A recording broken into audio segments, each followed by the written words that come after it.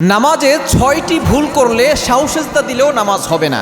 এমন কিছু ভুল আছে যে ভুলের কারণে আপনার নামাজ একেবারে বরবাদ হয়ে যাবে, নামাজ বাতিল হয়ে যাবে, নতুন করে আপনাকে নামাজ পড়তে হবে। মনে রাখবেন, নামাজে যদি ওয়াজিব ছুটে যায় তাহলে সাহসেজদা দিলে আপনার নামাজ আদায় হয়ে যাবে।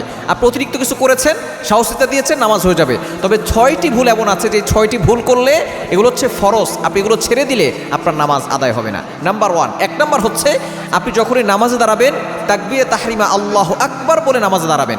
অনেকেই আছে আল্লাহু আকবার না বলে শুধু হাত পাতে। যদি আপনি আল্লাহু আকবার না বলেন তাহলে আপনি নামাজেই তো ঢুকলেন না। তাকবীরে তাহরিমা আল্লাহু আকবার বলে, এটা হচ্ছে ফরজ।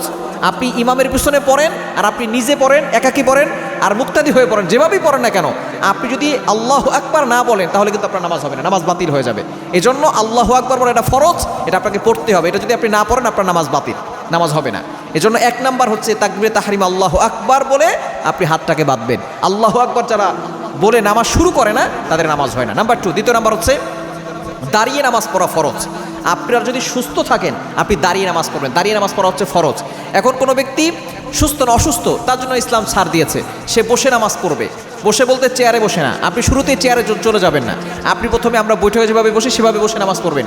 এভাবেও যদি আপনি নামাজ পড়তে না পারেন তাহলে আপনি চেয়ারে বসবেন। এরপরে আবার যদি চেয়ারে বসেও নামাজ পড়ার কোনো সুযোগ সুবিধা না থাকে তাহলে আপনি শুয়ে শুয়ে নামাজ পড়বেন। ইসলাম আপনাকে ছাড় দিয়েছে। তবে আপনি সুস্থ কিন্তু আপনি দাঁড়িয়ে নামাজ পড়ছেন না, দাঁড়িয়ে নামাজ পড়া ফরজ, আপনি ফরজ বিধানকে যে অমান্য করেছেন এই জন্য আপনার নামাজ বাতিল হয়ে যাবে। 3 নাম্বার হচ্ছে কেরাত পড়া।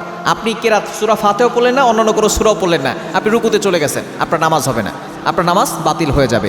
এবং 4 নাম্বার হচ্ছে রুকু করা। অনেকে আছে রুকু না করে এই ভুলটা করে দেখা যাচ্ছে সেজদা চলে গেছে। যদি কেউ রুকু না করে তাহলে তার নামাজ বাতিল হয়ে যাবে। এবং 5 নাম্বার হচ্ছে খুবই গুরুত্বপূর্ণ, 2টা সেজদা দেওয়া। প্রত্যেক রাকাতে 2টা সেজদা দেওয়া। কোনো ব্যক্তি যদি একটা সেজদা দিয়ে উঠে ফেলে, ওই সাহস সেজদা দিলে আর কাজ হবে না, তাকে 2টা সেজদাই দিতে হবে। 2টা সেজদা হচ্ছে ফরজ।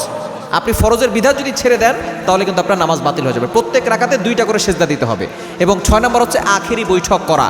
অনেকে আছে আপনি সেজদা দিয়েছেন 4 রাকাত শেষ, বৈঠক না করে উঠে গেছে, এরকম যদি কেউ করে, ভুল করে, তাহলে তার নামাজ বাতিল হয়ে যাবে। আখেরি বৈঠক করে সালাম ফিরাবেন, আপনার নামাজ শেষ হবে। এই 6টা ভুল যদি কেউ করে তাহলে আপনার নতুন করে তাকে নামাজ পড়তে হবে।